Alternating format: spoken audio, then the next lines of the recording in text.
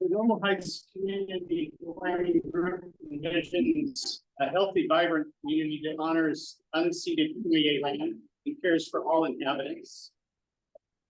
We prioritize inclusive and equitable land use, valuing people over commodification through pedestrian-friendly infrastructure, transit-oriented development, open space preservation, and affordable housing to strive for a vibrant and sustainable neighborhood.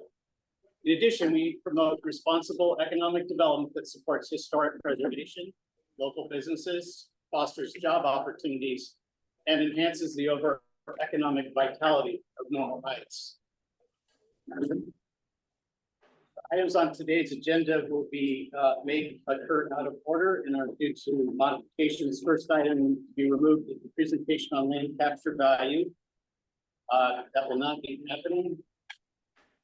What number is it? Number 8, under presentations.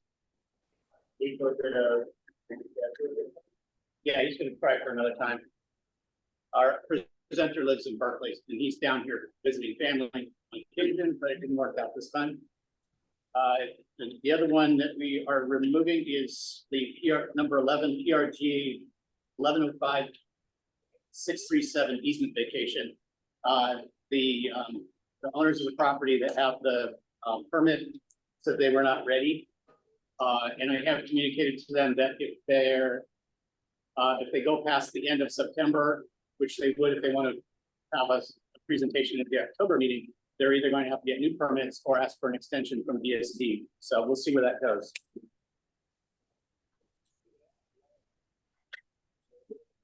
All these proceedings are recorded and publicly posted on our website as soon as possible.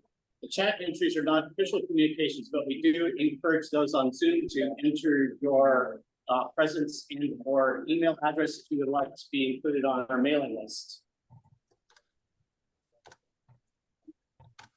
Reading of the rules, there's no cussing, no hollering, no spitting on the floor, no fighting, and say it with me, no horses inside.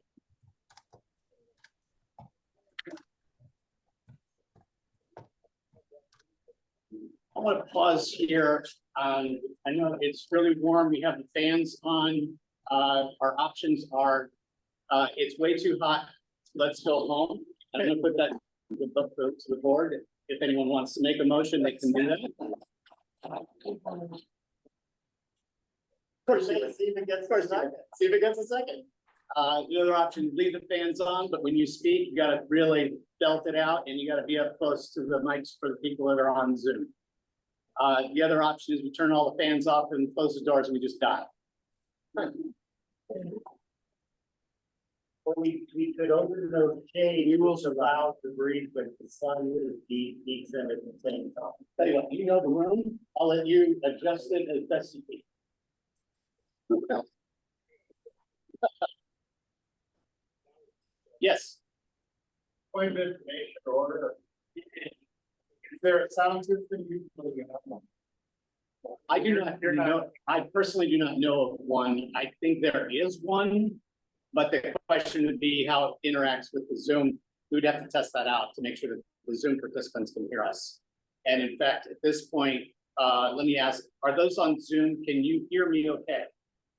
It's the fans are interfering with us here. Here's what The fan. Yeah, the We turned fans. them off, but it was sweltering in here. We might be able to shut the fans off around 6:30 or 7 as the sun is already starting to shade some of these windows.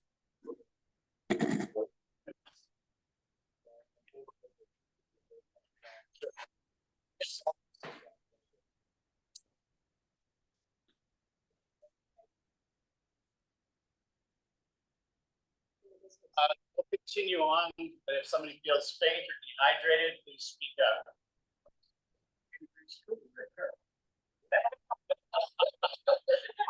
Are you in the military or something? Yes.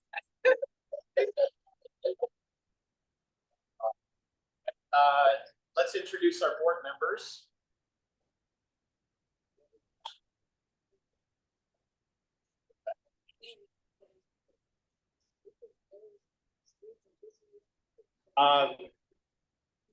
We'll just go down the list. I'm the chair, Paul Coogan. My favorite bird is I'll go with a red-tailed hawk. Local to the region. Alan? Alan Hartwell, vice chair. My favorite bird is the hummingbird. Hey, Sammy. No, Sammy? Oh, the Sammy. Okay. Francis.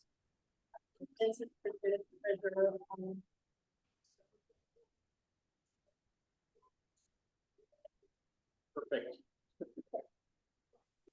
I'm Jacob Koopman, parliamentarian, and I say a black phoebe, if you know what that is. I studied ornithology, actually. Awesome. And I do know Phoebe. Cool. Interesting call. It's really good. Scott. Scott Kessler, representing the Alexander Business Association. Favorite bird? Cardinal. Cardinal. Birthday. Oh, wow. Okay. Dan is absent, so is Emily. Nancy.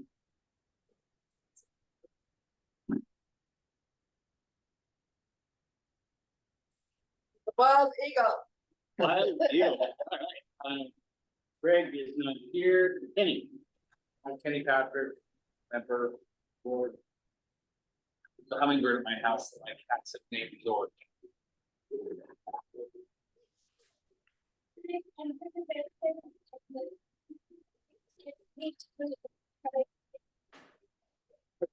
Which is it? It didn't. Oh, okay. That's a daring choice. Very urban. Yeah.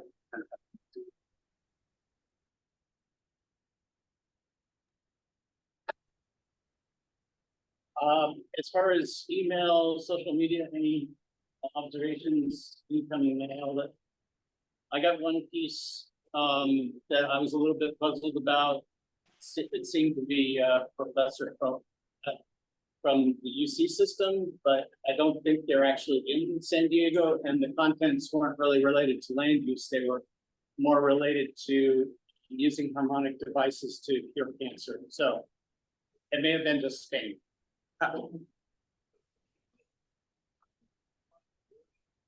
Non-agenda public comments. We have 2 minutes per person. Art will be keeping time on you. And we'll start with attendees in the room. Yes. Someone open. I think the sweet spot's about maybe 2 feet back from the L device. What I'll do is I'm gonna turn the presentation off so you can see on the screen. Otherwise, we just see your name. So like right here. Perfect. Okay, well, hi everyone. Hi, my name is Enchi May. I'm the executive director of Make Projects. I just wanted to introduce myself to the Normal Heights Community Planning Group at this meeting. We are going to be new neighbors in the Normal Heights neighborhood. We've taken out the lease to the white building 4712-14 Felton, right behind Yoga Box. Make Projects is a nonprofit organization. Our focus is to empower refugee and immigrant women and youth with the job readiness skills and confidence to achieve their dreams. We do a paid work experience, employment services. Our 2 full-time employment case managers help them get a permanent job after they work for 3 months on our payroll part-time in our restaurant and farm. So over the last 5 years, we've served over almost 400 individuals from over 30 countries. And we have a full-time chef and a full-time farmer. So you can imagine how amazing our farm-to-table global cuisine is. So that's what's going to be moving in. We're currently going to be going through permitting approval by DSD, where we submitted once, found out some unpleasant surprise that it's been 2 years of vacancy. And so now it's triggered an NUP process, which is why I'd like to present on your October 1st meeting to share our plans and get your feedback. But essentially, you know, we're doing a 20% over the existing footprint. It's just going to be our restaurant, kitchen, and a little office space. It's not vertical, there's no mixed use. We have a beautiful garden on the outside of it. And we also have a 1-acre farm at SDSU Mission Valley now. So just wanted to introduce myself and just like, you'll see me again more in a month, but hello, I'm excited to join the neighborhood as is our team and organization. Questions from the board? Well, I just want to say the pleasure of meeting Nancy a couple of weeks ago at the Kensington-Normal operated in North Park.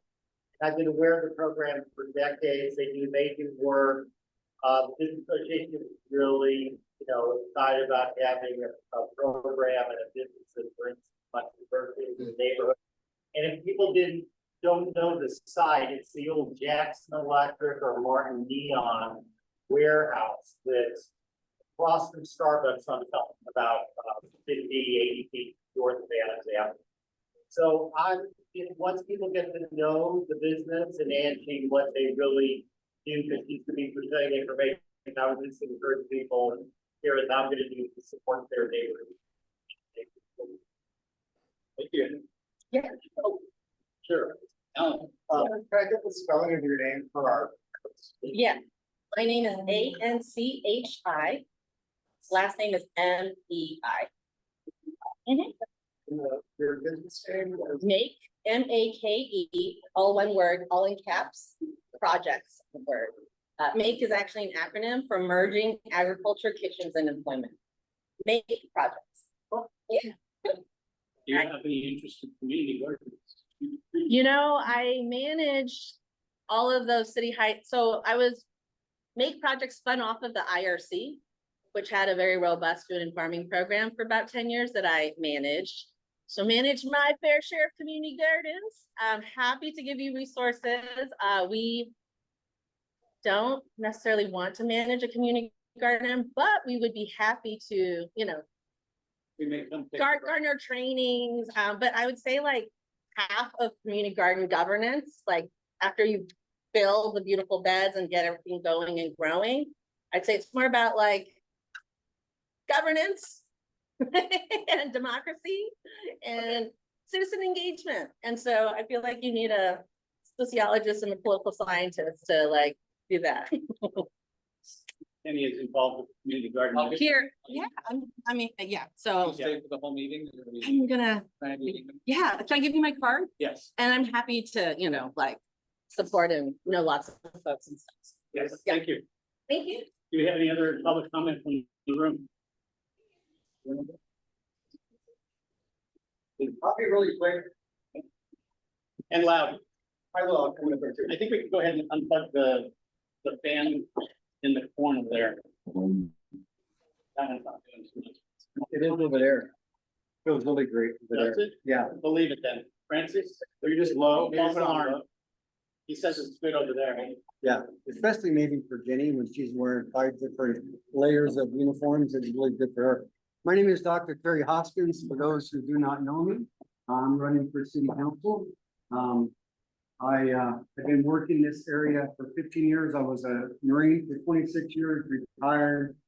Became a senior police officer in North District 9 for 15 years, retired October of last year. My doctorate is in public administration.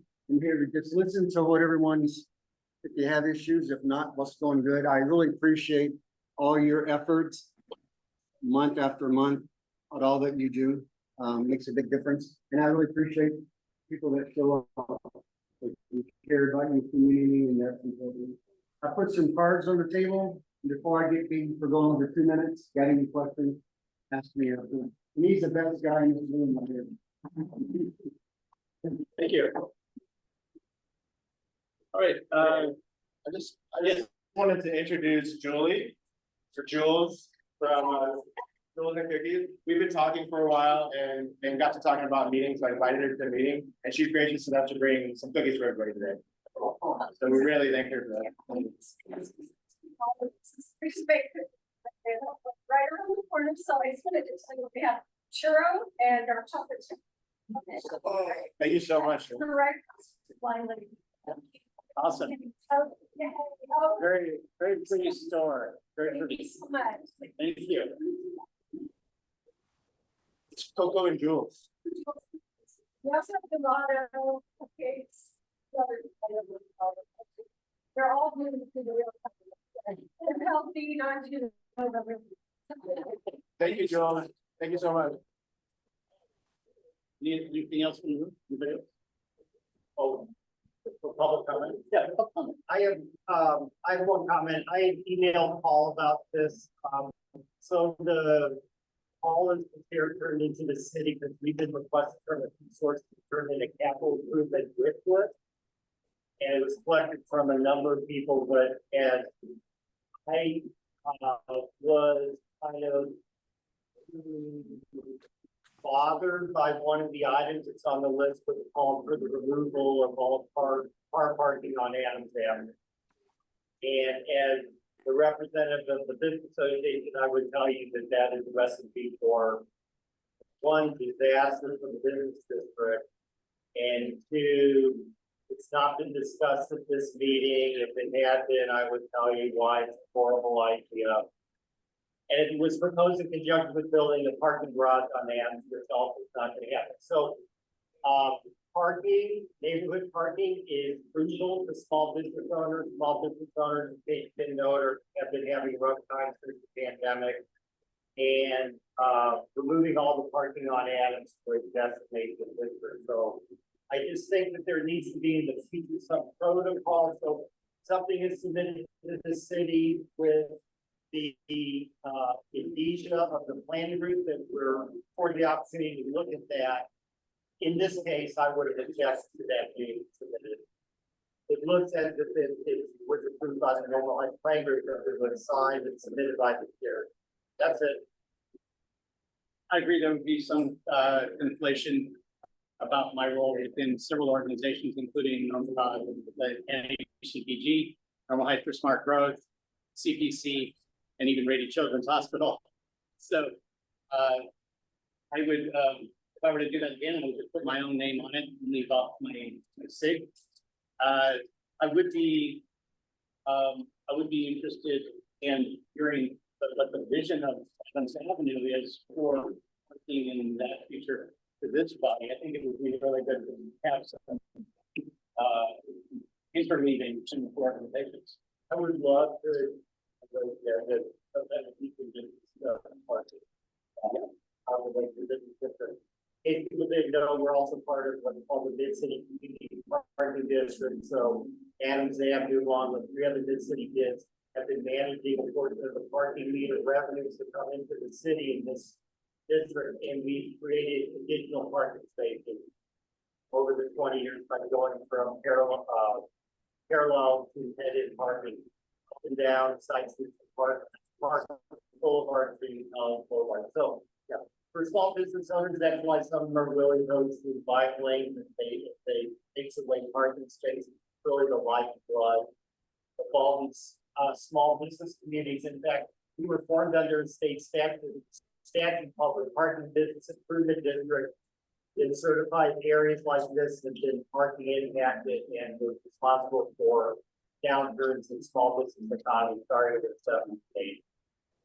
So we're parking experts. I'd love to take up some time. Yeah, let's put in for a parking education piece. And I think I reported this last session, but we're with the city studying the implementation of insulating the parking meters on it. That's something we've worked on for years. The city just initiated a parking study. And in about a year, maybe we'll be bringing a proposal to the planning group about parking meter installation, which causes turnover, creates more spaces. Because we have a lot of people with this part without. Right, so to be clear, the submission was part of a survey, which the city asks the community and private citizens, everybody they possibly can, via surveys and workshops to input as many ideas as possible into the pot. They then do a prioritization process with it before they even go into the budget proceedings and start to decide what's going to end up on capital infrastructure budgets or not. And that's about a year or 2 process. Yes. Is public comment over? Seems to be like the discussion for the park. That concludes Scott's comment on my email. Sorry. Yes. I as chair is including some additional time and also some additional comment. And we have another, yes, Being comment from a resident's point of view, but sure. Would you mind stepping up a little bit so that Yeah. folks on Zoom can hear you? I Thank know, I think in addition to the negative implications that it would have to businesses, removing the parking on Adams Avenue could also create negative implications for the residents that live just off Adams Avenue, who already have a challenge with being able to park outside their home, and competing with customers that are trying to park close to Adams Avenue. So just another residential consideration. I'm with you. Thank you. And I would also encourage you to stay tuned to the NHCPG as we get information from the city where they ask us for our opinion, because those are the key moments when we can insert ourselves. So thank you for being involved. On the Zoom, I have Becky Rapp. Go ahead, Becky. Are we moving to the rest? I'd like to move to the room. I'll come back to you. Is that okay? Hi, thank you for allowing me to speak. I spoke last month regarding the grand jury report recommending that the city develop and publish reports documenting the fiscal and law enforcement impacts of marijuana, and to develop a public education campaign that highlights the health impacts of marijuana in children and seniors. I really appreciated this. That the grand jury brought this forward and is making these recommendations. And I wanted to bring this to your attention again and ask you to please consider writing to the council, encouraging them to follow through with the grand jury's recommendations in a timely manner. The city should be required to provide a timeline in developing this report so the public knows exactly what and when to expect it. And this information is so important and can lead to strengthening regulations regarding distance separations, between marijuana businesses and youth-oriented facilities, specifically parks, churches, schools, and residential areas. It would also be helpful to encourage the city to create stricter guidelines on advertising, specifically billboards that are located near and around these same sensitive uses. Thank you for taking this into consideration. Becky, this is the chair. I would ask you to please send the information to chair at normalheightscpg.org, and I can make sure that any materials you have are distributed to board members.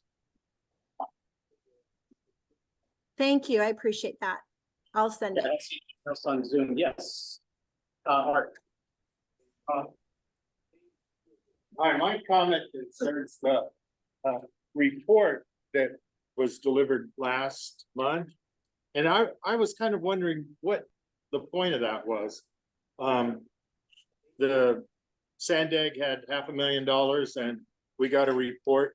I wonder where they got their figures.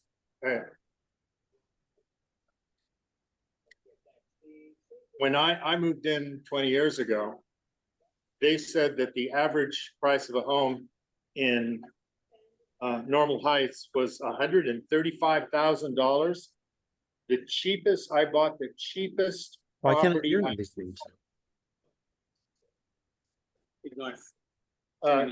Excuse me, the cheapest property I could find, and it was over 400,000. Some of the other things that I question is about their statistics. Are we getting older? And now I don't know, of course, you know, I have a very narrow view, but all the old people on my street, which I'm one of them, I'm aging out, seem to be passing on, and almost everybody on my street is younger, under 35 perhaps. I see kids walking to school. I know they built a new school right there, and it was planned for very high density, and I see the mothers backed up around the corner picking them up, you know, just indicators. One of the other things that they comment was that there's less people and yet there's less parking spaces. Are people getting more cars? You know, it's like my driveway is regularly blocked up. Really? I would like, May I make a comment? Yeah. Only one person. Thank you. the chair would like to give you an additional minute. Yeah, so, all right, the conclusion I'd like to make, thank you very much. The conclusion I'd like to make is what's the city trying to do? To me, it sounds like they're saying, well, you don't need further services. My complaint and why I started coming to this group 20 years ago was that they quit sweeping the street, which to me, that's just a basic thing. And I know more about street sweeping and unpaved alleys than I ever wanted to know. And now we had a $500,000 report telling us you get enough already. Thank you. Sorry, And it does sound like, but I waited patiently for that, and you went off on a total discussion that was not on the agenda, and I got named. I would Accept ask, my apology. I would, I think that your questioning of the statistics that are being brought forth is a good ombudsman activity of the citizen. So thank you. If you have anything that's like specific that you'd like us to investigate or question, please email chair@normalheightscpg.org, and we can make sure that we ask those questions of our council person. And sorry, chair at. Yeah, there's a card here, and make sure you get a card.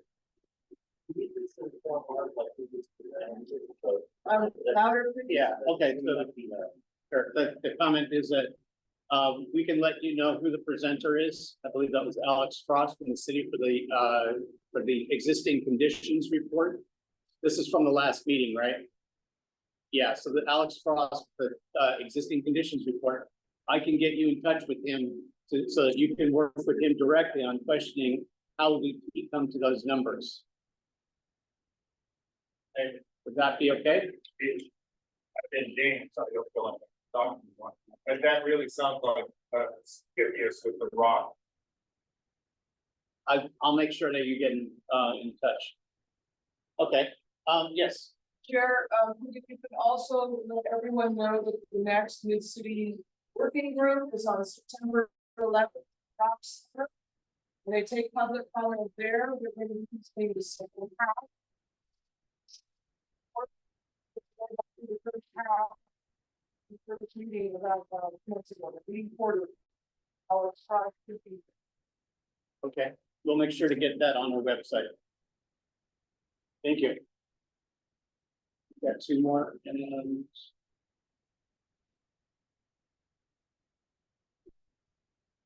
let's go back to, let's conclude the public comment now and move on to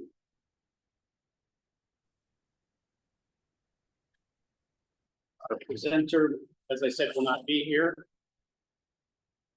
At this point, like we were going to take a 10-minute break after the presentation, so I'm going to move the break a little bit further forward.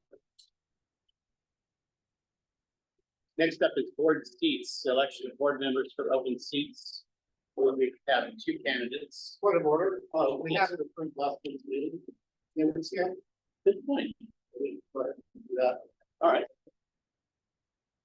Thank you. We need to approve the minutes. Do we have a motion to approve the minutes of our July meeting? Then Scott takes a motion. We have a second. Takes a second. August meeting. For the August meeting? For the August meeting. So.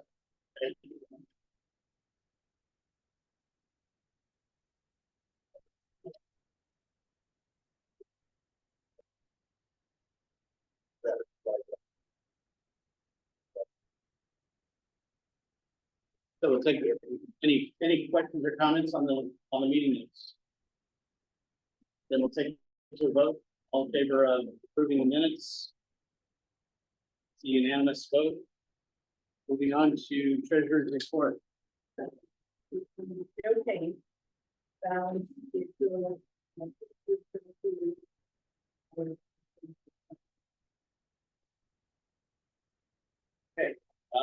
We will address that in the committee formations later on.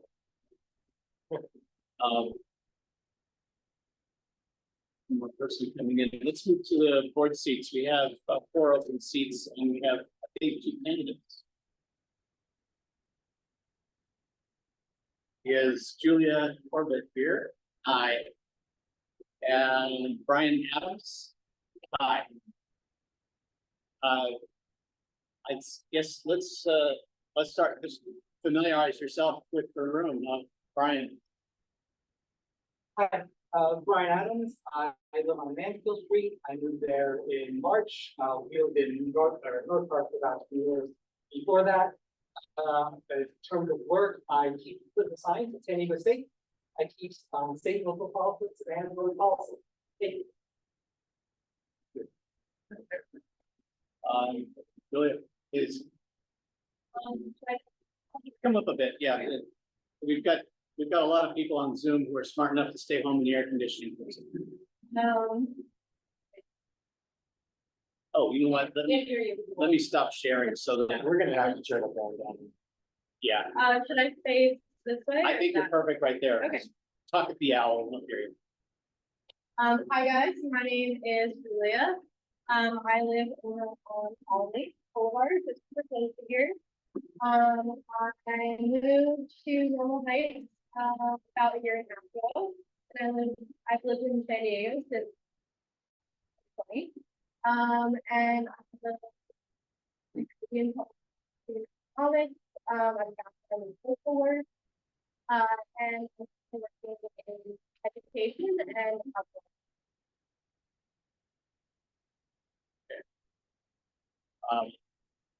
Move to CT and a potential members, is that what we're doing? I would like to I have a question. yes.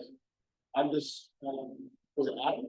Brian, sorry. What's motivating you to join the board? What's your greatest motivation? So I study politics. I study local politics in particular, so I'm really like interested in local things. And I'm not getting involved when I live in North Park, I really get involved. I regret it. Interested in being involved. Same question for you, Julia. Well, I've always cared a lot about like policy, like local issues. And while I worked in like so I this job and then and now maybe just like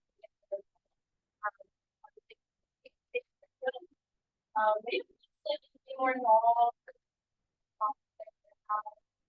And,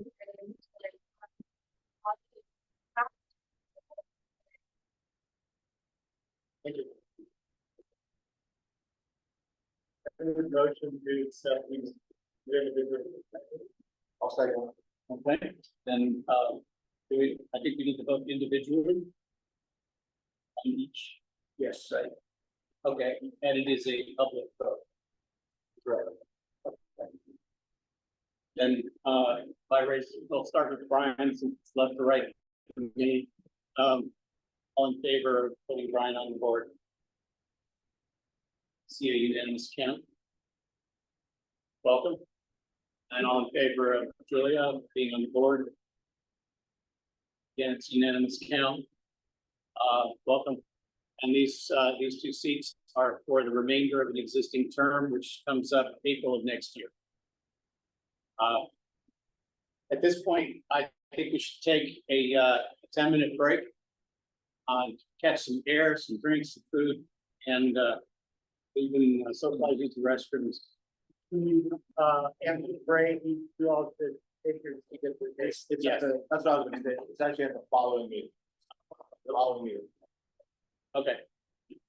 Great, thank you. Back in 10. You're gonna miss the crucial votes tonight.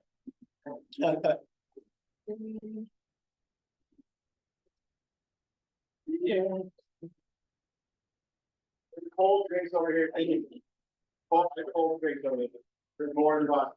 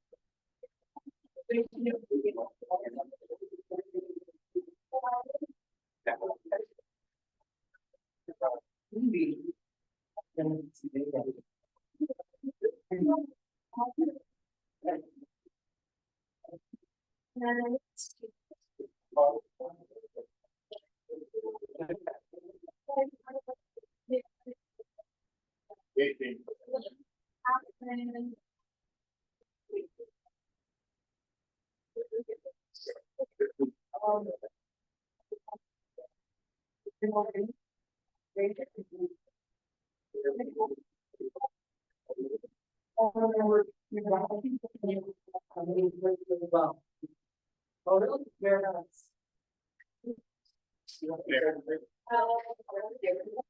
You're your kid, I gotta.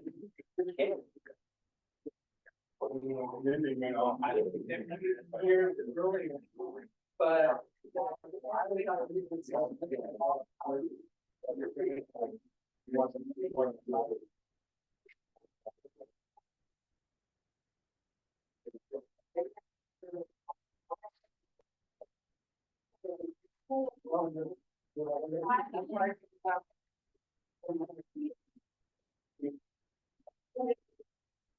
Yeah, great.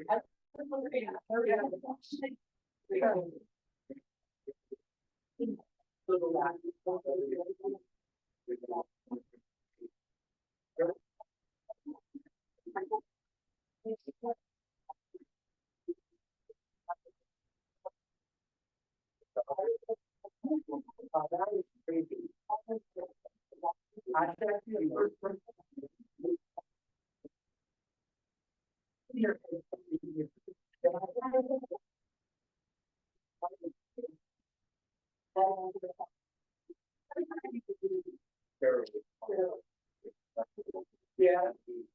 Yeah, yeah. I had a student once in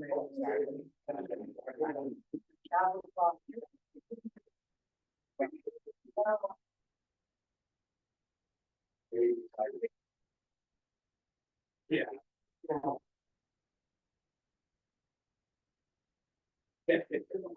I live on the site.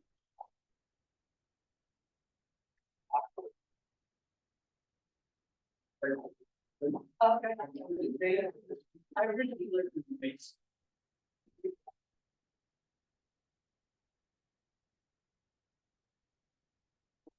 Getting in the basement.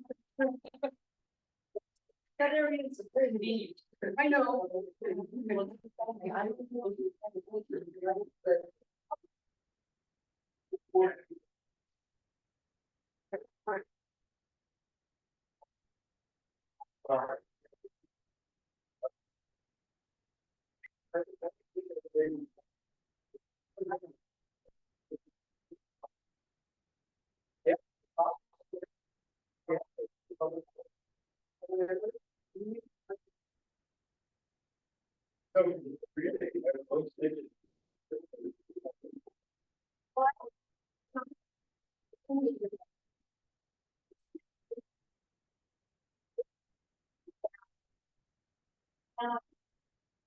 So we need.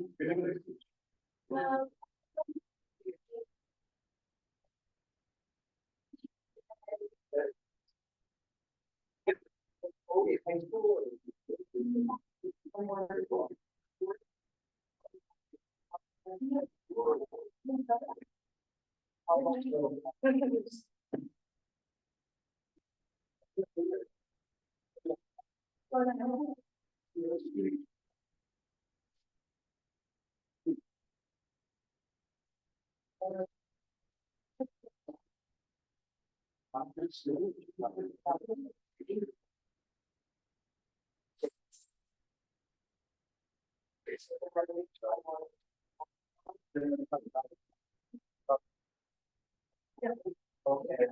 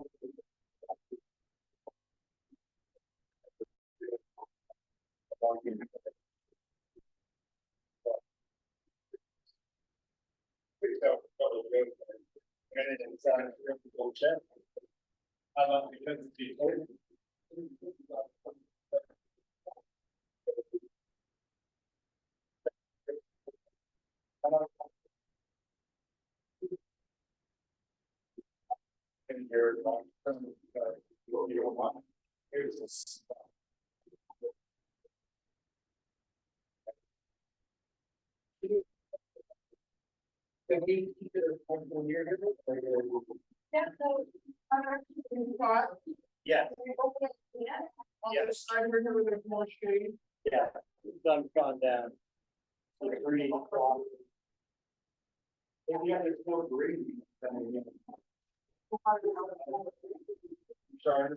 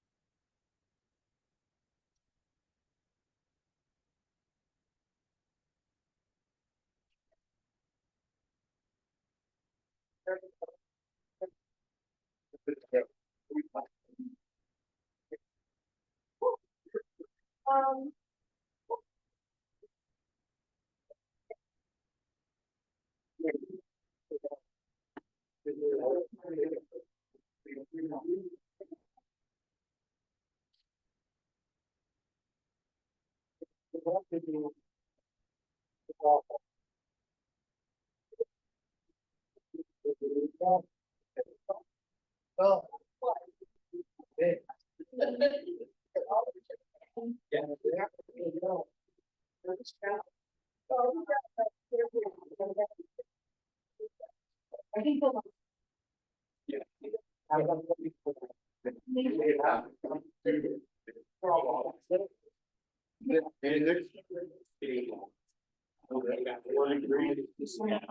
But they didn't still be there.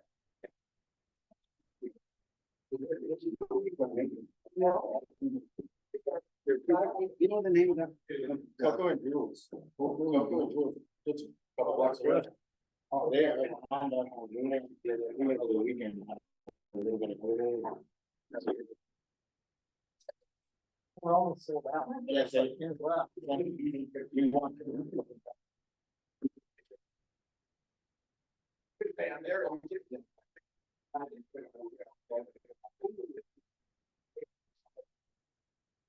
There's sources.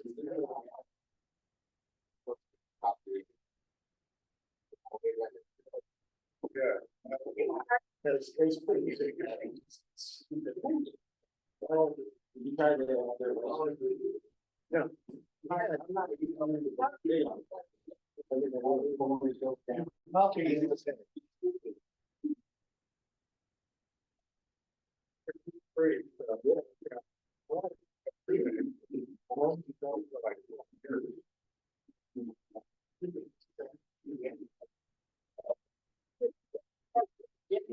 training.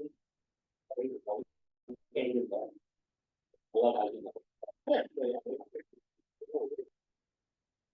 know. Yeah. Yeah. That's not an everyday thing, but yeah. You know, I think I'll be stopping there maybe once a week. We will walk the Mary Post on there or. Yeah, what? Oh, that band, yeah. Um,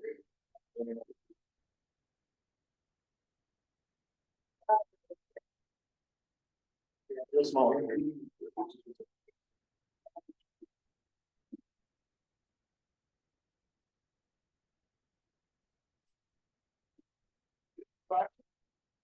We're back.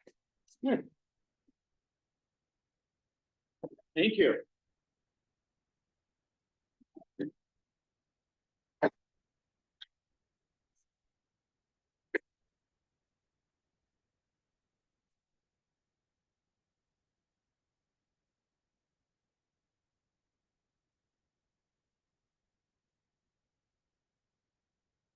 Next up, we have parliamentary procedure. And it's the use of Robert's rules or Rosenberg's rules. David Coopman. So in June, myself and Alan and Jim were tasked with comparing city operating procedure to our own bylaws. And topic of point of order issues that happened at that meeting were brought up. And the idea of adopting Rosenberg's rules of order over Robert's rules of order was suggested. So you got a slide, right? Yeah. But just an overview. Robert's Rules of Order is very comprehensive and a formal set of parliamentary procedure. It covers various aspects of meeting conduct, including motions, voting, and debate. It's widely used in large formal assemblies, while Rosenberg's is now the most used set of order for smaller groups. And it's the most popular rule of order in California. But Roberts is really highly detailed and complex, and I'm yet to meet anyone who has read the whole thing. It's very complex. I'm yet to meet anyone who had actually referenced or needed it for all few hundred pages that it offers. Rosenberg's is streamlined and straightforward, makes it easier to understand. It's designed to be user-friendly. It's 10 pages. There's a copy of it that we have here too, if the board members didn't read it already. Roberts, the one we use right now, it really emphasizes formal motions, amendments, and votings, and it sometimes slows down our decision-making process and sometimes make things not clear. Rosenberg's prioritizes practical and timely decision-making and allows a more flexible discussion and voting process. So for Roberts, it's usually a majority rule. The restricted here is to majority rule. When it comes to Rosenberg's, it's more consensus building. You know, we still do formal votes and stuff, but it's more about making sure the minority voices are heard as well. So anyone who doesn't speak up usually on the board, it would then be the chair's responsibility to say, hey, what do you think about this? But, you know, making sure everybody gets to say and that it's not dominated by a few voices. But the real reason we brought it up is to make it clear on what, you know, how to keep the meeting flowing and effective and efficient. So on page 7, if you have it, there's the courtesy of decorum. It's very clear to understand when you can call a point of order if we were to vote and use Rosenberg's rule of order. So, for example, to call point of order, the proper interruption would be to call point of order, which I've heard a couple times today already. The chair would then ask that interrupter to state their point, and appropriate points of order related to anything that would be considered appropriate to conduct of the meeting. For example, if the chair moved on a vote or a motion that permits debate without allowing that discussion or debate, someone can call point of order, or if we get off task, stuff like that. We also call point of privilege, which is to relate to anything that would interfere with the normal comfort of the meeting. For example, you can say, hey, point of privilege, it's so hot here, can we stop real quick, turn fans, open windows? That's for audience and board to use. You can also make a point of appeal or call for orders of the day or withdraw a motion. So basically, Alan proposed this, and I hadn't heard of it actually, And after reviewing it, I think it's a good idea, but it's up to us as a board to vote on it. Which is, I feel like it will make, understanding our rules of order much easier for the audience and for the board. Scott? So I've used Robert Rules of Order on 50 years. I was a little hesitant, but I read it and it's basically a watered down version of Robert Rules of Order. Not anything that's different. I would slightly disagree with you. It has nothing to do with consensus decision making. We still vote consensus decision making when everyone agrees on the final decision. So, but I think it's fine to do it, and I think that it's kind of common sense. I was relieved when I read it. I thought it was really easy to understand, and we basically are doing most of that already. Yes. Great. I agree. I'll make one comment here on the handout. The entirety of the Rosenberg Rules is printed, but the Robert's Rules is a summary on 2 pages attached to the back end, because Robert's Rules is an actual book. Yeah. Yes. Danielle, lady again, has anyone asked the city planner if you will be okay with Rosenberg versus Roberts? Yes. 624? It's up to us to adopt either. But It's yeah. The one we're proposing today is the most widely used one in the state of California for small boards. Question specifically. Yeah. 624, the city operating for the school. It's allowed, yeah. It's allowed. They recommend the use of one or the other. Okay, thank you. Yes. Are you supposed to be making today? Today. Yes. I feel like it's a lot of information and I barely any time to do. And so this is a perfect example of when Rosenberg's would come into play versus Roberts, because if we wanted to under Roberts, we could all just vote right now and you kind of don't get a say. In Rosenberg's, the minority is more important, so we stress consensus voting. So the chair would make a motion to wait. Yeah, wait. We did think we were gonna discuss it. We say we were gonna make it. Right, that's why I sent the email a few days ago saying, please read this so we can vote on I it. think we did. Okay. Big possible. And it would require several hours to read it properly. And I just say. So with your comment, that's part of the discussion. You could make a motion to table, to allow further inspection of the. And when we look for something, Same for me, the water. We would do that under Roberts. That's, yeah, sure. It depends on the urgency of it. For Roberts. It's urgent. No, it's not. And we already are kind of like Scott said, we're already kind of doing this. It's just be a formal adoption of this so that in the future, any issues arise, whether with the audience or us, we have an easy 10, it's less than 10 pages. If we take the cover page, we'll have to figure out, it's 8 pages to read. It would be easier to reference. That's the whole point of it. my argument is that it makes parliamentarians' job easier. That too. It doesn't really change the essence of how I run a meeting. I think there's a little bit of change up, like we have more discussion with them formally, which we do already. So you could move to table to the next. And it says you can have 3 motions on the floor at any one time. A motion to edit the motion and motion to. But have a different. Right, but right now, we're still adhering to Roberts. Same rule. If it was the same, I wouldn't be wasting this board's time proposing that we adopt an easier to understand for Roberts. Still under Robert, still the motion to amend the vote. Correct, correct. The replacement motion and.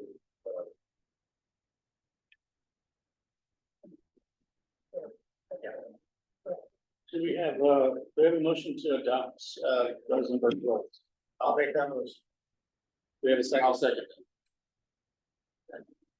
Then, any further discussion before we take it to a vote? Then let's take it to a vote. All in favor of Mr. Rosenberg's rules for our proceedings. And, any against? And any abstentions? Abstaining with the minority here as my solidarity. Nice. All right, then it looks like we're adopting Rosenberg. Thank you for putting that together. Thank you. Next up is the proposed changes to the city's short-term rental ordinance. Remy will be presenting over Zoom.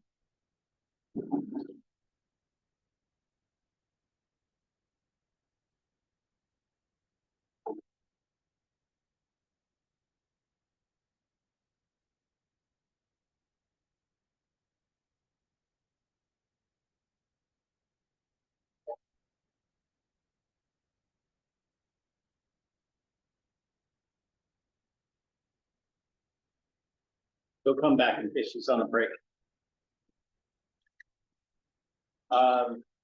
Next item is a request for support for the revised Kensington-Normal Heights Library. This is an ask from me to the board to support the library the library master plan that was approved by City Council in 2023. As it stands, I'll share on screen the Normal Heights section of that document.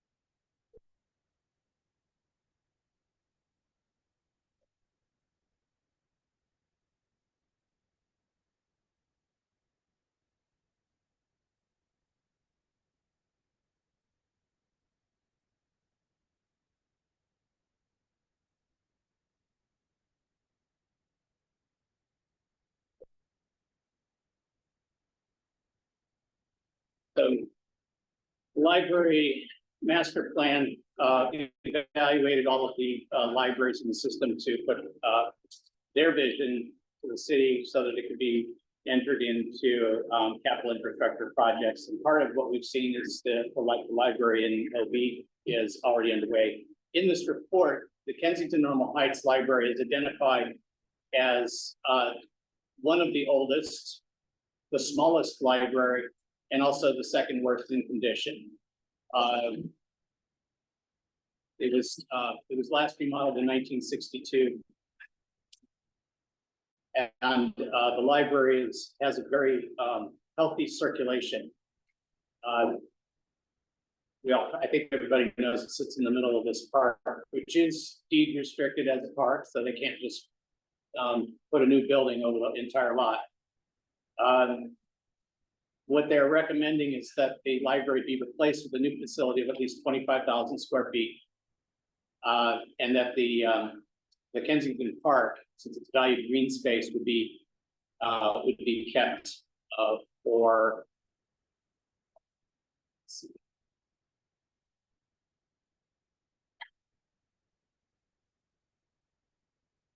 I don't see it here, but the recommendation is to keep the park and that building for city use. That wouldn't be like sold off or anything.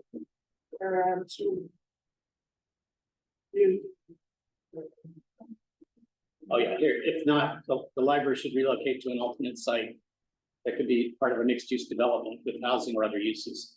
Other parts of the library master plan recommend not building dedicated branch libraries anymore, but building mixed-use facilities so that they can do public-private partnerships and provide housing for San Diego.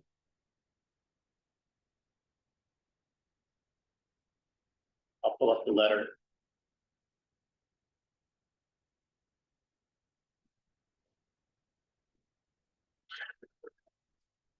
So obviously they couldn't build a 25,000 square foot library there.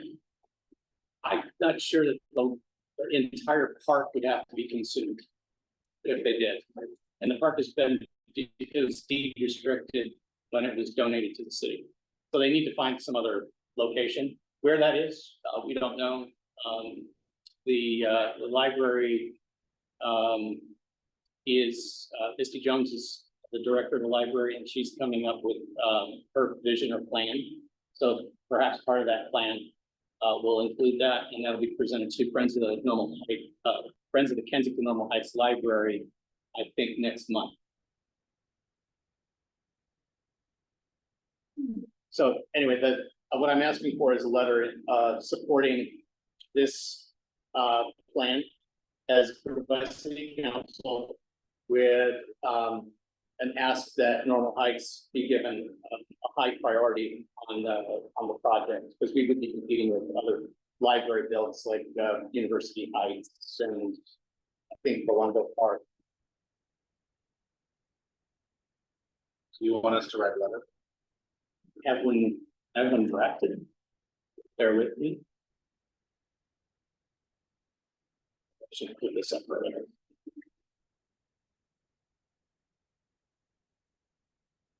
Yes. Has another site been, suggested? I have suggested 4 different sites, based on open land availability. So, 35th and Adams is, 4 parcels there. The parking lot at, Vaughn's, the parking lot at Rite Aid. There's even a section of 40th Street or, portions of 40th that, extend out on the bridge over the Caltrans offering. They could build a floating structure there. But that's just me. I'm not an architect. Yes. This may be a naive question, but is there a Kensington Community Planning Board? Yes, this can count. Yes. Are they cooperating with the Normal Heights Board on this decision? I've talked with the chair and, he's all for it. It hasn't come to a vote for them because this is not really relevant at this point. He said that the Friends of the Kensington-Normal Heights Library would be really the key, community organization that would make recommendations. Another note, I found out that the trees that surround the library are also protected, which is why they can't build up or open space. Right. And the trees are actually crushing the building right now, so they've got to figure out which one's going to go or how they're going to deal with that. They might have to do a little cutaway or something.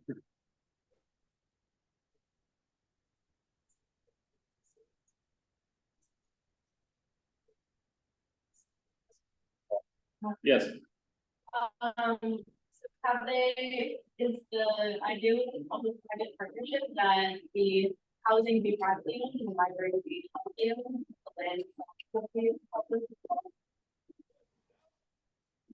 It could be any of those. It's at such a foundling stage right now that for the library to say, we like the idea of mixed use structures is as far as it's gone. There's nobody like economic development or city council who's saying, yeah, that's really great, we're gonna do that. The last library that I've seen, all the libraries I've seen constructed so far did not have a mixed use component. This could be the first. On the other hand, maybe they won't.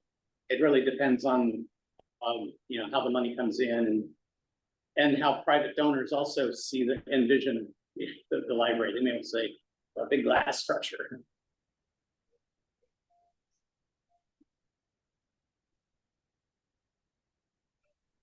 I'm not finding it easily, and I'm not going to hold us up to find it. So Paul, you're asking to endorse what the city's already said is their preferred option. We're endorsing one of the preferred options, or just endorsing what the city's already laid out as their policy?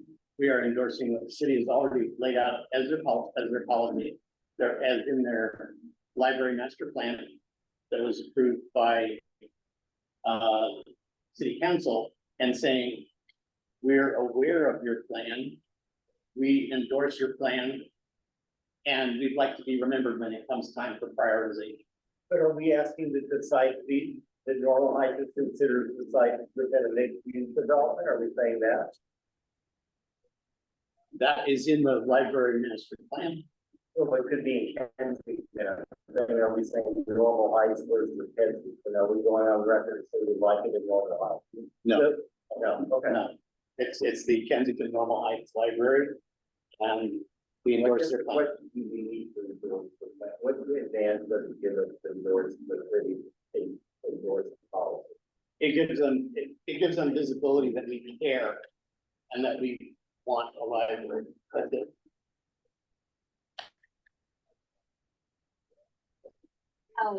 When you support the city's plan, can you caveat their continuation to be, like having engagement with the community before they decide what type of development or what site they're considering? We could put in a phrase to encourage their engagement with us, which I think would fit in with how they would normally operate. Maybe Yeah. in the old days. Well, I think they're gonna have a dog and pony show instead. Yeah, okay. We'll encourage them to engage. Any other questions? Do we have a motion to create such a letter? Motion to create the letter. We just positive. Second, okay, take it to a vote. Right, and I will abstain because I'm the requester.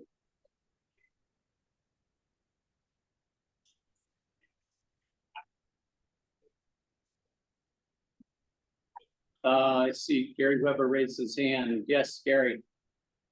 A couple things. One, it would be nice if we did not put a library in anything that looks like existing public open space. Every time we try and green up this part of town, the city wants to put a building in it. So I think it's a great idea, but I think we have to be very careful about where we want to put that. The other thing is, these things usually get done when there's a benefactor involved, someone with $10–20 million who says, I want to help the community solve this problem. And you can even name it after me if you want. And that's what has happened in a lot of places.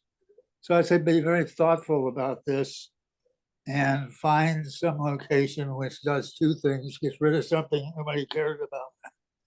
Puts in something like a library, and a mixed use thing is a good idea. We could call it the DeMillies Library, for example. And that's about where I am right now. I don't have the 25 million, I'm sorry to say, so I won't be able to help out with. And name it after you, Gary. And here I was all set to name that wing. Great, yes, thank you. So noted about the green space. We don't want to make any trade-offs. Remy, are you ready for a presentation?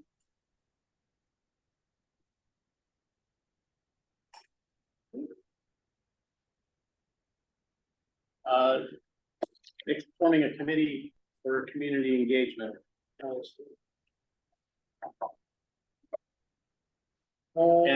And forming a committee for financing, raising funds. Yeah. So over the weekend, I was kind of thinking that those two might go hand in hand. And whoever would join the proposed community engagement committee could also work on finance and fundraising for this group. But in June, 2 months ago, we made 5 goals. 5 major goals we wanted to focus on, which we designated open space, infrastructure, community engagement, safety, and financing. We realized that open spaces, infrastructure, and safety were all kind of already we take them as they come kind of thing. So we didn't find a need to form a formal committee or ad hoc committee. So we propose that we form a community engagement committee to get more people involved in this group. Younger voices, different voices, diverse voices, and just increase participation in general. And I would be the first person to volunteer to be on that subcommittee. I know Sammy showed interest as well. Okay. Do you want to combine both of these? I thought so, yeah, Okay. I'm just proposing the idea of combining them, they kind of go hand in hand. We're already engaging the community, that's also where you can potentially raise funds as well. Okay, fundraising and engagement committee, Community engagement and finance. community engagement and finance. Okay. Yes, Scott. So if we're gonna combine these two agenda items in the first discussion. I had said, I had replied to Jake's email maybe a week ago about us asking for free food for ourselves for businesses. And, I had asked for it to be doctored on the agenda, so I think this is the appropriate time. Yes, to that raise would be my good. concern. I think it's in, first of all, I think it's incorrect to call, ask soliciting free food for our meetings as fundraising. It is not fundraising. It is not going to the organization. We're asking businesses to feed us. And I think it's an inappropriate use of our status as a community recognized organization. So when Jake first, brought it up and celebrated, we got some free cookies and drink. I gave my opinion, which was, it's not appropriate. I think it has, first of all, I think that businesses are under pressure and they're not making informed decisions. So one of the businesses that we asked for this week just happened to be in, talking to them, and they asked me who this group is, what do they do, who's this guy to call? So businesses, I think there's a misnomer that businesses know, sure, free food, it doesn't cost them anything, but for instance, this lady that just opened her cookie shop and spent maybe $30,000 on tenant improvements.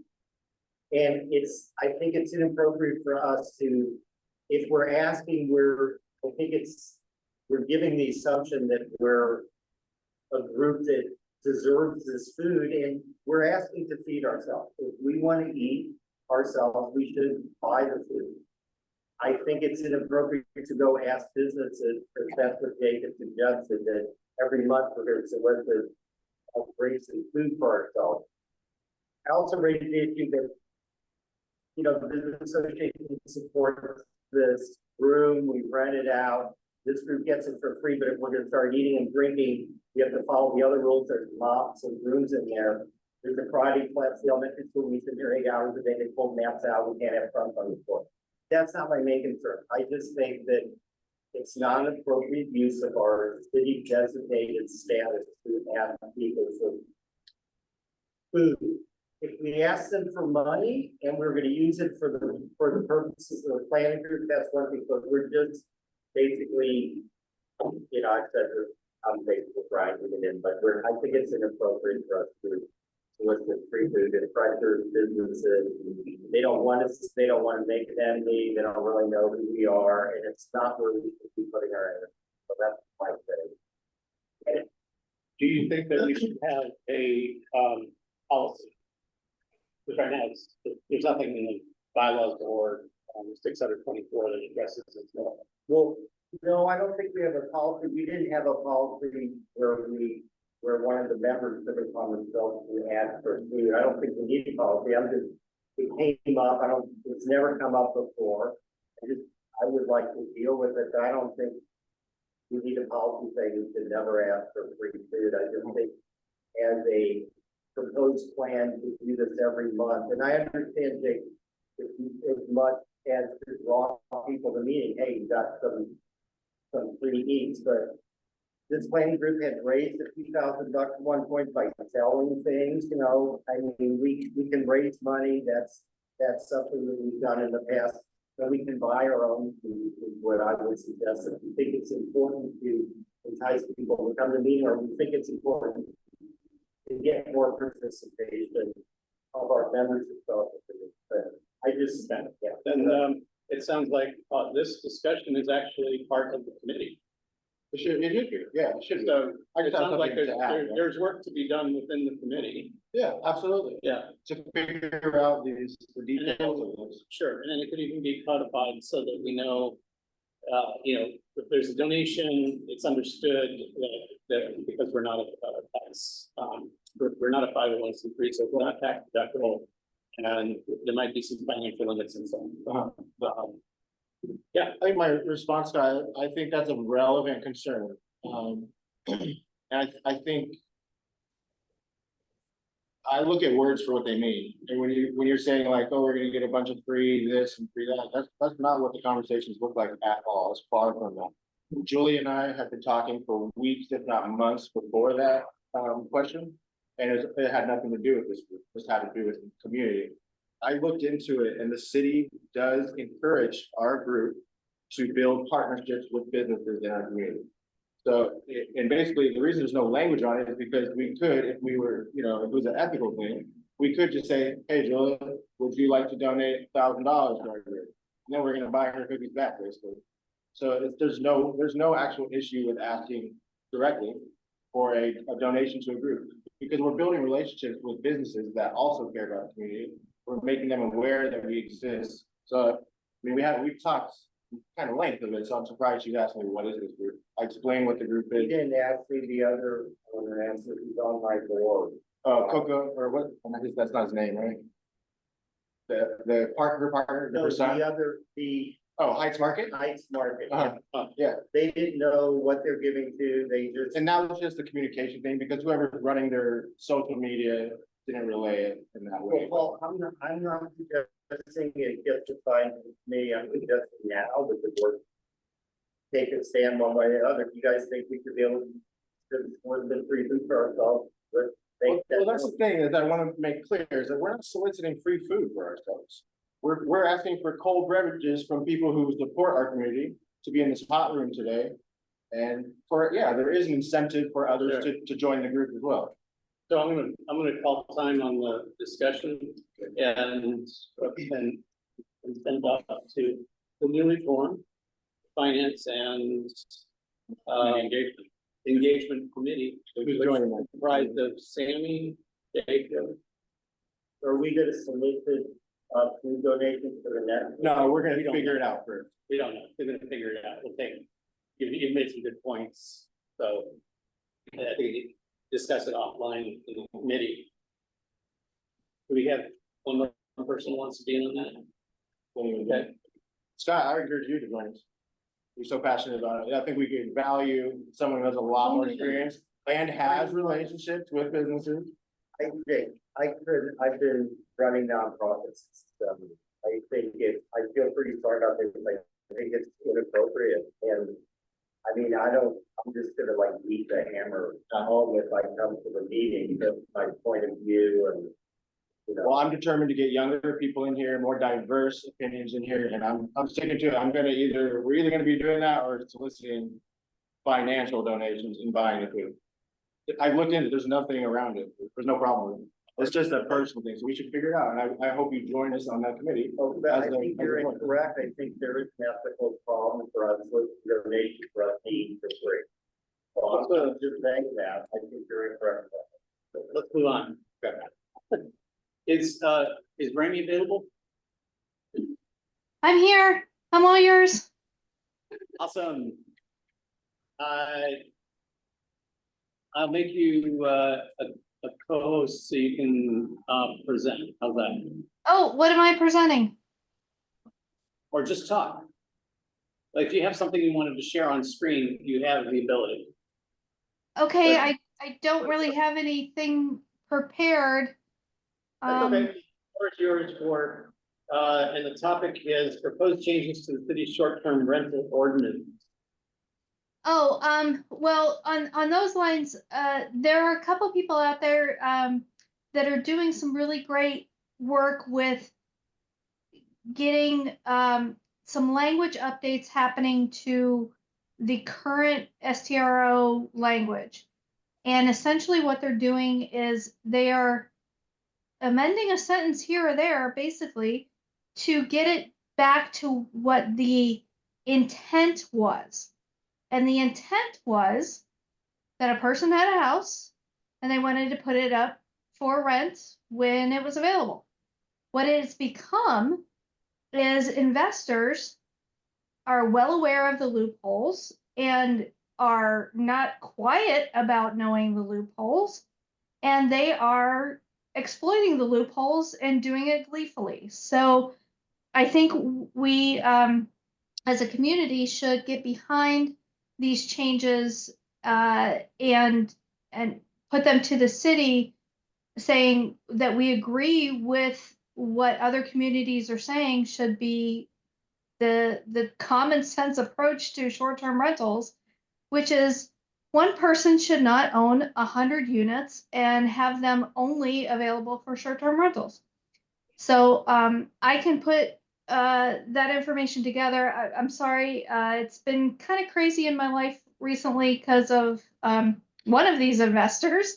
So I will put something together and try to get it before you to kind of put it to a vote as to if you want to back these, like I said, common sense language changes to the program that the city put through that was flawed from the beginning, so that we don't have investors taking over our housing in the community. And I would like to point out that in Melbourne, Australia, Victoria, the state of Victoria in Australia, has recently put through measures that have put investors on notice, saying that if you are buying a property for the express purpose of either doing short-term rentals or for rentals for long-term, that you're going to have to pay for that privilege. And in the month of August, they had more homes for sale in Melbourne than they've had since 2018. And a third of those houses and properties for sale were from investors, because investors are getting out because it's no longer as lucrative for them. And the first-time home buyers who are just getting into the market are having a boon down there. And so it's just another example of when you are ensuring that home ownership is for homeowners, good things happen. So I apologize for not being prepared tonight, and I will try to ensure that I get that for the board. No problem. It sounds like the verbiage for the proposed changes is still being drafted to a final. I believe that they've pretty much got it set. It's a couple people that are outside of my circle, but I will get that together and see if I can get that before you. Okay, then we'll reserve a spot on the next agenda to follow up on this. So this is a good update and kind of gives us an idea of what's coming down the pipe. So next time we'll have the actual like verbiage that are the proposed changes to the municipal code to close up loopholes in the short-term rental market. And then we can decide if we want to send a letter of support on that to the city. Sounds good. Okay. Okay. Thank you. Thank you. Next up is the reports. Oh, yes. I just wanted to comment on that. So I'm a first-time home buyer, just bought my first house. The only reason, thank you. The only reason I could afford to do that in San Diego is because I was able to turn one of my bedrooms into a short-term rental. And I've quickly become aware of some of the laws that are around that. So I would just ask the board to please scrutinize that language closely, that it does not harm first-time home buyers or any individual home buyers, because I do think it's a way to provide housing and to also support young people who are trying to get into the housing market. And I completely agree with Tommy as far as reducing investors that are taking these homes. But I find that oftentimes language matters, and the scrutiny of that to make sure it's not causing harm. I just ask the board to consider that. Thank you. Good point. And if I can just jump in, I just want to try to relieve some fears, because that is an excellent point. That the point of short-term rentals was that you had a room that you would rent, and part of the language changes was that the actual host has to be the homeowner. And currently, that's not the case with the city. So I totally agree. And we definitely want to make sure that people like you are covered, because that was the intent. And we want to get back to that. So I appreciate the comment. Thank you. Thank you. Next up is reports and updates from city accountants, county and state government agency representatives if present. First up is D9, Sarah. Yes, I will pin you here so we can see you in the room. Hi everyone, can you all hear and see me? Yes? I can. Okay. So all I'm getting is from Rami. I don't know if anyone else can hear me.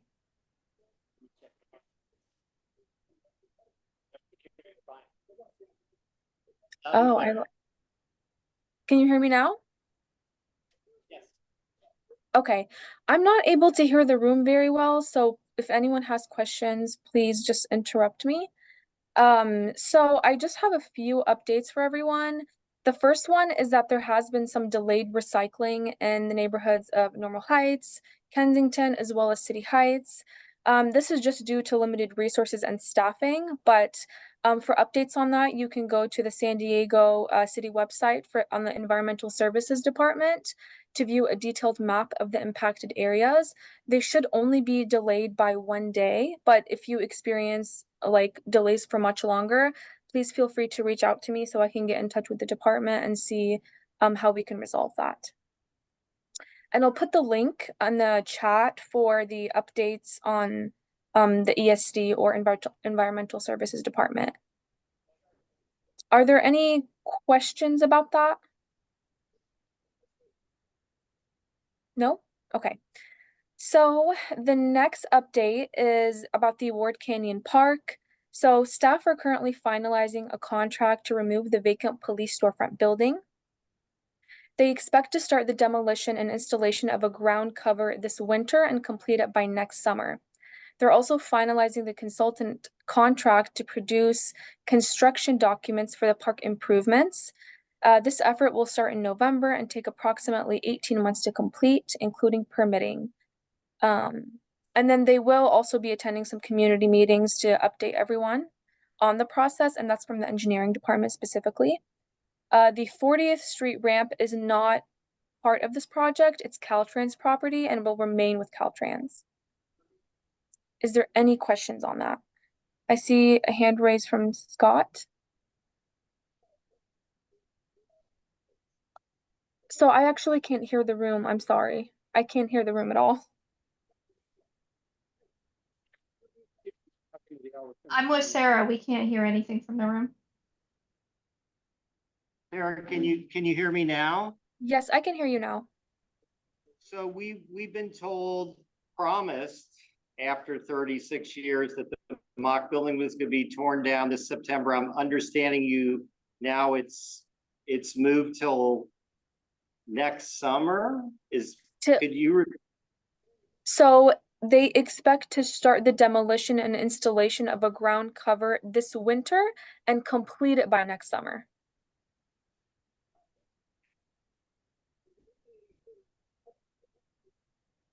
Does that make sense? Yeah, but ground cover would entail the building's gone. Does that mean that the building is still going to be demoed in the next month? So from my understanding, it has been pushed back a bit. Again, like typically those estimates are always just estimates from the department, and so it's not a guarantee that it's going to be demolished by a specific date. But if you want more clarification on why it's been pushed back, I can always ask the department for that. But this is just the recent update that they gave our office. Well, Sarah, the September promise was from the 3 years ago plan where it was postponed, and before that, the 8 years ago plan. So, we've been promised that for sure it's in September, and now I'm hearing maybe another year delay, and that's really unacceptable. We've been, that building was eminent domain in the 1980s, and the city hasn't, and it's been recently, you know, the site of a homeless encampment, the city, so it's not like if you can find out information, who changed the plans, because we've been told by Park and Rec, I'm assuming your office, I mean, it's been mentioned at the planning group for the last 6 months. September Yes. that was the problem. Yes, I understand, and I did report it in previous meetings in September because again, that's what the department shared with me. But typically, those are just like estimates. They're not guarantees that things will be completed by that specific date. But I can definitely follow up with the department. I can relay your concern and tell them that, you know, you've been told for the last 3 years a very specific date, and just see where if they can provide any more information for why they pushed it again. Got 2 more questions in the room. Go ahead and come on up. And then we'll go to, got your name? Matt's up. Sarah, this is Danielle Lehman. I'm the D9 rep on the Park and Rec Board. We are having an area tomorrow night, which is both CP 1 and 2, both halves of the city. Director Andy Field will be at that. I'm sorry, you keep cutting off. I'm not hearing exactly. Ask the question, Mr. Field, tomorrow night. Okay, what I understood that I'll throw it Mr. in the Field chat. will be at an event tomorrow. It's just it kept cutting out, so I didn't hear everything.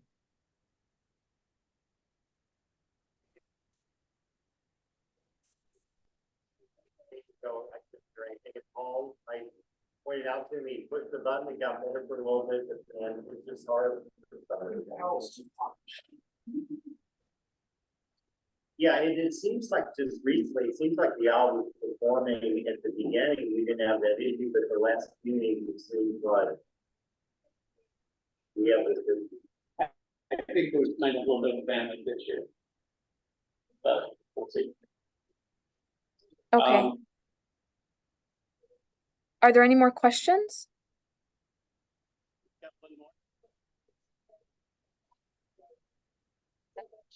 Of this would extend the green space of the, or if there were alternative plans there. I've also heard of that building being considered for the Normal Heights Kensington Library, and I'm wondering if that's just a rumor or. I mean, the space, the land, but the building is condemned. Oh, okay. Yeah, they'd have to scrape it and start. But that's not connected at all with what's being proposed, what it does. The current plan is that the building would be removed and it would become green space for the park.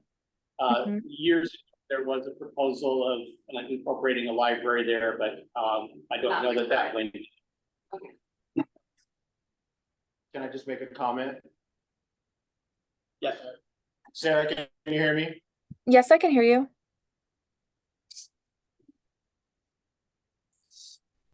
The voice is cutting out again.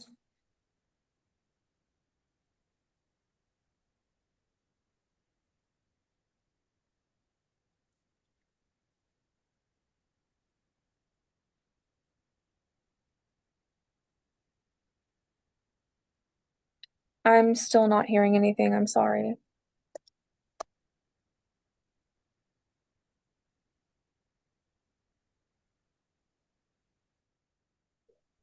And it looks like other participants in the meeting can't hear anyone as well. Can you hear me? Okay, look, we've flipped to the laptop speaker right now. Can you hear me, Sarah? I can hear you, yes. Yeah, I can't hear you, but I can tell you can hear me. Yes. I'm just 60 seconds. I just need to tell you that as a member of this community, as a member of this board, and on behalf of dozens of parents that use that park on a weekly basis, we need to express how urgent it is for us to get rid of that building. It attracts homelessness, it attracts crime. There's open drug and alcohol use happening at that building, and it's steps away from the playground. And everybody knows this building was on the other side of the 15. It would have been gone years ago. It would not be there today. And I agree with Scott. It's unacceptable to keep pushing this back. We want it gone now. And just one more point. It was just a funny conversation, but it was half serious, half funny. A group of parents this past weekend at Ward Canyon Park, one of the husbands owns a demolition company. And they were seriously joking about going in the middle of the night with sledgehammers and taking that building down. It's become that serious. So we just have to make sure whoever the appropriate person is that we want it gone, and we want it gone yesterday. Thank you. Okay, I appreciate your feedback. Can everyone hear me? I think you are muted. You're trying. Also. Can everyone hear me now? Yeah. Okay, go ahead. I got you back on the. Yes, so it looks like people online can hear me. But I do appreciate your feedback. I'll definitely relay that back to the department, both the engineering and the parks department, and ask them to provide more information for why it's been pushed back. See if there can maybe the timeline can be changed at all. But again, I just don't want to make any promises I can't keep. So I'll ask them and I'll try my best. But again, I appreciate your feedback on this. And I do have one more update really quickly. On 40th Street, I understand that residents have been complaining about the construction project. I spoke to city staff, specifically to the engineering department. They looked into it and they told me there was not any city equipment at this location. I understand that Caltrans also said that they don't have any equipment out there. So I've asked city staff to investigate again to see where this sort of construction is coming from, because I understand it keeps disappearing and reappearing and it's very disturbing to residents. I'm still waiting to hear back right now from the engineering staff, but I just wanted to let everyone know that we're looking into it, we're monitoring the area, and if anything else comes up, please feel free to reach out to me. And I spoke with Jenny Hall while she was here. She said that a noise complaint for a police report would be useful, and she's going to see if there's anything already on file, because I believe the residents have lodged complaints, noise complaints. Okay, yes. Okay, sounds good. And those were all of my updates. Are there any questions? I know there's 2 raised hands. Go ahead, Esteban. I'll defer to Mr. Weber. Thank you. I disappeared on the screen. I assume I'm out there somewhere. I think this is another opportunity where there needs to be serious community engagement. It always makes me nervous when I hear that somebody is doing construction drawings, because there's another swath of land where we think we're going to build buildings. And I think we need to figure out in this community what we want and where we want it, and not do it that way. And as far as a mock building goes, I'm old, but I'm still going to be around when that building is around, because I don't think it's ever going anywhere. I would say if the building outlives Gary, there's going to be a riot. Hopefully the building gets demolished very soon. We each want a piece of it. If I may. One other question are there any other questions on this last topic for Sarah? Because I have one question for her, or Stella. The plans for the community garden in Ward Canyon have been submitted, and they've also been mailed, but I have not heard anything back as to whether they were received. Okay, I can look into it and ask about it. Okay, and I'm sure Daniel will be asking some pointed questions tomorrow. Just tell me where the garden is being planned. South end of Ward Canyon Park, the very south end. That whole dog park at the south end. Yes. Southeast corner? Southeast corner, facing 40th Street. Thank you. Yeah. Okay. Paul, if I may, I still have my hand raised. Sorry, I just meant to be courteous to Mr. Weber and let him go first. So was it my understanding that if the folks performing construction there can't produce a permit, like a noise exemption permit, that we just file a police complaint, a noise complaint? Yes, you can file a Yes. police complaint, yes. Okay. Okay, thank you. Recommendation from, Police Department Outreach, Jenny Hall. If Officer Hall's around, give her a thank you for me. It's been a while. Okay. Okay, thank you, everyone. Thank you, Sarah.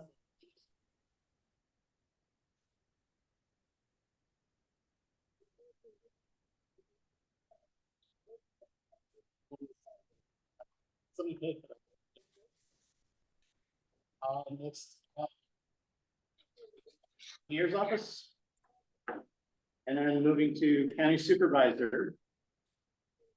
Then that takes us, oh, I'm sorry, did I see somebody raise their hand, county supervisor? Yeah, Karen. Karen, yes, hello. Hello. Hi, in here. everyone. Can you hear me? Okay. My name is Karen. I am the senior community representative for Supervisor Montgomery's staff. Just have a few updates. Out in East County, we are going to be doing a groundbreaking for Calavo Park this month, September 12th. At our most recent Board of Supervisors meeting, the supervisor brought forward a board letter to develop homelessness outreach and services pilot program in the city of Lemon Grove, which directs the CAO to develop a pilot program to expand homeless outreach services in the city of Lemon Grove, and would also direct the chief administrative officer to collect data and assess the effectiveness of the program. The city of Lemon Grove currently conducts no homeless outreach efforts, and there are limited homelessness services available for our unhoused neighbors in Lemon Grove. So this pilot program would coordinate outreach services in Lemon Grove and create a partnership with staff. So this was just approved by the Board of Supervisors at our most recent meeting last week on the 26th. So just want to share some news that is coming to East County regarding homelessness outreach services. Some updates, our newsletter is live. So please sign up for our newsletter at supervisormonicamontgomerystep.com. We are doing 2 newsletters a month, so you will keep updated with the different stuff that is going on at the county and in the community. And also each supervisorial office has grant programs. Our office, we have our first deadline coming up for the fiscal year on October 1st for our community enhancement and neighborhood reinvestment program. It's like a total of a $3 million grant program. So if you have a nonprofit 501c3 status, or know someone who has a nonprofit public agency, you are welcome to apply. Applications are due October 1st. So that's all I have for today. Questions? I have a question. Karen, I was just on, can you hear me? I can hear you very faintly, but I can hear you. I was just on the county site and I thought that both the grants that the supervisors had discretion over are not deadlines, that they're year-round application period. So each office is different. Some may have 1 application deadline for the entire year. Some may have 4. I can only speak to our office, and we're having 2 deadlines. So yes, applications are accepted on a rolling basis, but we only make awards. We are only making awards twice a year. So the first award will come after October 1st. October 1st is sort of our cutoff of when we will be reviewing everything that came in from July to October 1st. We will review those applications. The supervisor will make her decision. We will go through the process of awarding. And then our next award cycle will be in May. So Yes, anyone can submit applications throughout the year, but we will only be making awards twice a year, in October you. and in May. Thank you. Okay, thank you. Tony, thank you for your patience. Hello. Paul, just give me a thumbs up if you can hear me since y'all have been having some issues that end. Perfect. So Tony Duran with Senate President Pro Tem Emeritus Tony Adkins. On August 31st, the Senate did adjourn. That was the end of the legislative session, and that also meant that Senator Atkins cast her last vote as a member of the legislature because she is terming out this year. And she'll be our senator until about the first week of December. So you will still have us around until then. And then September 30th is the last day for the governor to either sign or veto any of the bills that are on his desk. Currently, the senator does have 3 bills on his desk.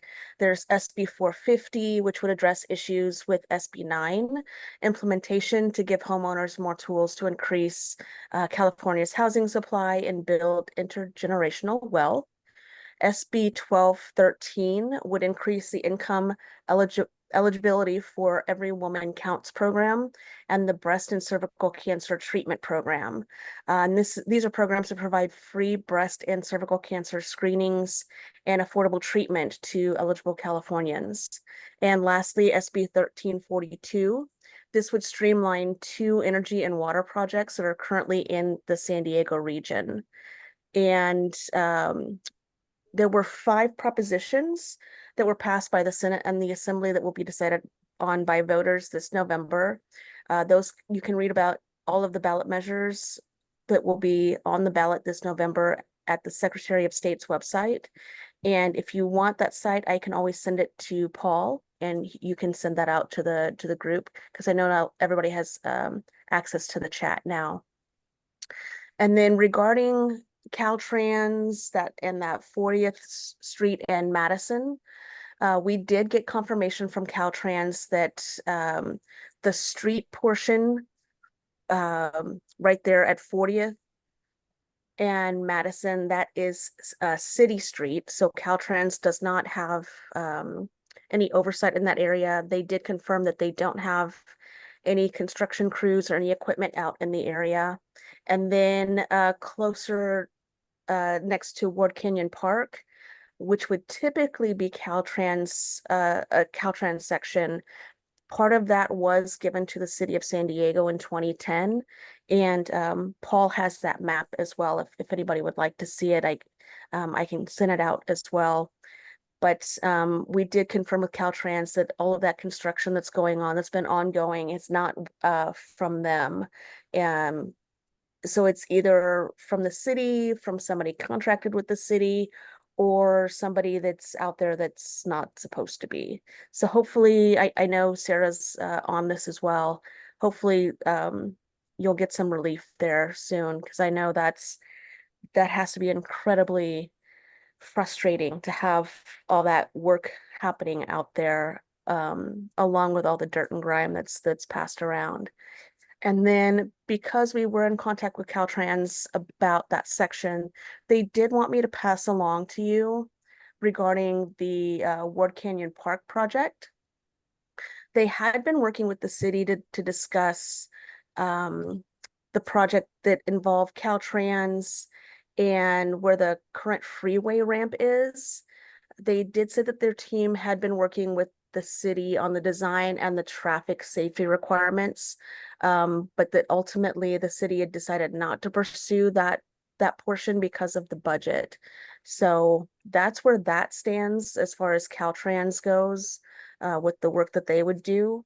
That can always change if the city decides to move forward with that portion. But Caltrans did ask me to pass that along to you. They'd been hearing that there was some confusion saying that Caltrans put a stop to the project, but they're open to it. They have plans ready if it's something to move forward. Other than that, I don't have any more updates for you this evening. Understanding was that Caltrans was providing money to the Ward King project and was seeding the land along 40th. Am I mistaken in that? I can find out. But the information that they had passed along to me was that there was some construction to happen out that way. And there were budget issues with the city. To get the sequence of events, because I know that budgets change and that priorities change and Right.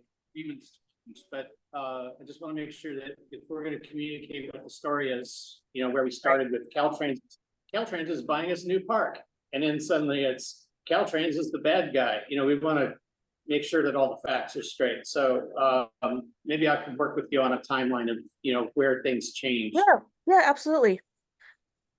Let's talk about that, and I can get back in contact with Caltrans and let them know what I've learned from you as well. Okay, and it looks like Danielle has. Hi, Danielle.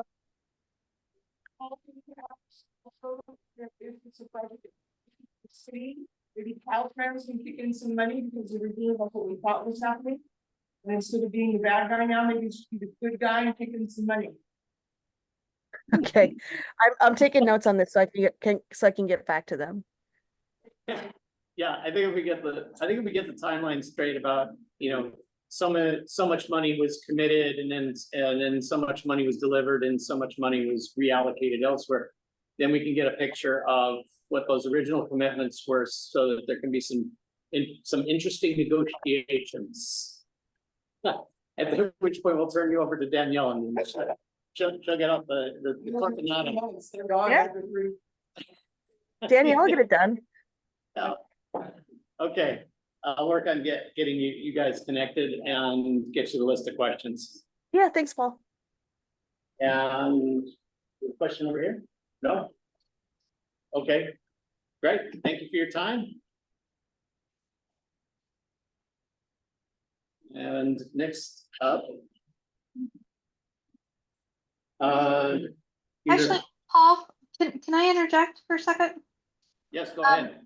Tony, while you're talking to Caltrans, is there any possibility for you to ask them about the survey monuments that seem to exist underneath Interstate 15, Interstate 805, and Interstate 8 that impact Normal Heights out of curiosity? I would like to know if they have any records of those monuments. Okay, so just so I know, make sure I got this right. There are survey monuments under the I-15, I-805 and I-8 that were original markers for the community of Normal Heights. Just a long shot. I'm taking the chance. I'm hoping you can work some magic and find out if they know where they're at. I think we can assume that they're not in traffic. I seem to understand that they may be under the actual freeways. Wow. Okay. Yeah.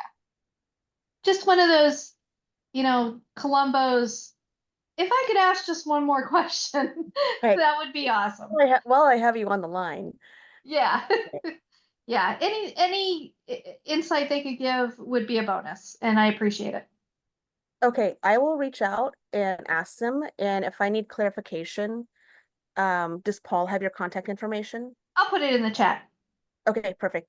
Thank you. Yes, Francis. I'm in the same boat of reading things. But as far as the property lines, okay. Next up is Congress Member Jacobs or First Ward. Okay, moving on to Community Planners Committee. They're dark this month, so we'll skip over that. Adams Avenue Business Association. It's all street fair, 24 hours a day preparing for the event. That's all I got to say. Come on out. September 21st and 22nd. So 18 days away. Got it. El Cajon Boulevard Business Improvement Association. Gary. Thank you. I mentioned that they have been plotting to have a developers drive around, and that usually involves some sort of bus or two. And the latest date I have for that is October 11th, Friday, October 11th. And I suggest, Mr. Chair, that you might want to get in contact with Steve Aldana over on the Boulevard, 283-3608, and ask him to keep you informed as to what's going on. That area, when you look at what's going on, and we're building things everywhere, and some of them people like and some don't. The area between 805 and 15 on El Cajon Boulevard is a vast wasteland for the most part, and could be bulldozed and started over. It is in the center of everything that's going on.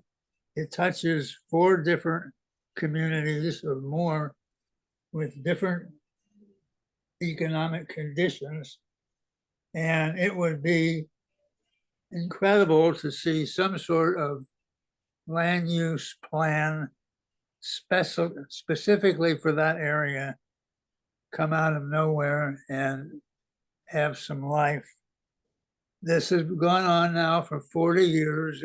We did a study with Goodkin Criterion in 1983, talking about the economic conditions over there. And it's amazing what has happened. A lot of what has happened is nothing. And it needs to be developed with some coherence. The people looking to do something together. We talked about employment. Caltrans built a new world headquarters in the middle of all of that. We asked them to come over there. They didn't want to. They went to Old Town, which is where they were.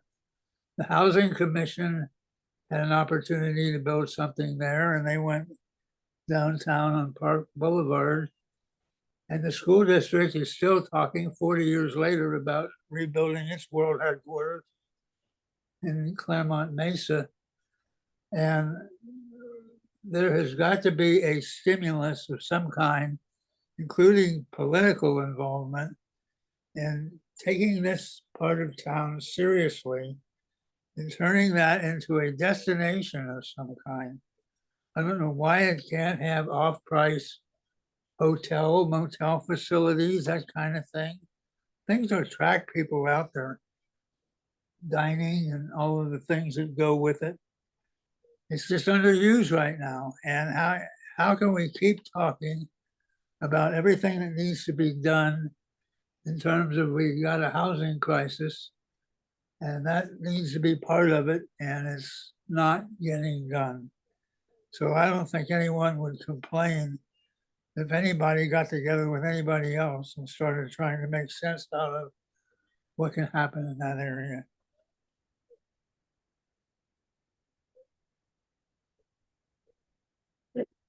Thank you. Next up, Normal Heights Community Association and Urban Arts. We have representation.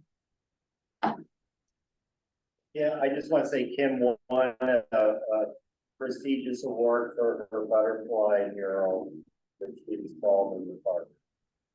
Yeah, international, wasn't it? International Women's Economics. That's awesome. Adams Community Recreation Advisory Group. Nancy? We had no agenda items, so we didn't have no meeting. Okay. Nancy, can you guys bring up also at your next meeting the Mott building? We bring it up all the time. I know, but I mean, it's all news now, it's been delayed, so I mean. Yeah. Summit. Yeah. We've now heard something different, so maybe you could bring in the people that promised us. It's gonna push back. It's like what they do is they keep pushing it back, and then they ask for more Money. more money, they find it's costing a lot more money if they would just done it in the first place. Yeah. Why do they have to keep, surveying it? But that's how government works. We don't see any results, but they keep spending money, and it's been like really over 30 years. I think. Right, it's ridiculous, if they got the plan, why would they have to? It's really, And, I put in so many GoFundMe, things on there about the homeless there. well, And it finally takes got, forever. so it finally got dealt with in the last couple of weeks. I So. know, no, they told me they that it was done. But they moved to the bowl, where they have the movies, they moved down there. And then they're all the way over there to the fifth line of where the, small dog park is, the old small dog park are over there, and there's some stuff in there. Okay. Next up is Normal Heights for smart growth, nothing there. Joint mid-city community plan update, Emily would report to us on that, no, she's not here. Historical property review, Dan is out. Advisory committees, nominating committee, we already did our nominations and votes. Utility undergrounding and street lighting, any comments? Yeah, we're just about ready to send out the survey. Okay. Find out if people who've been interested, how they. Survey for the map.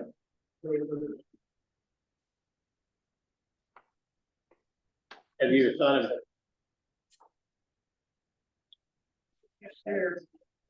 Have you thought of promoting it with a magazine? Okay. Alan, task force. Your report. Okay. We are adjourned. Thank you.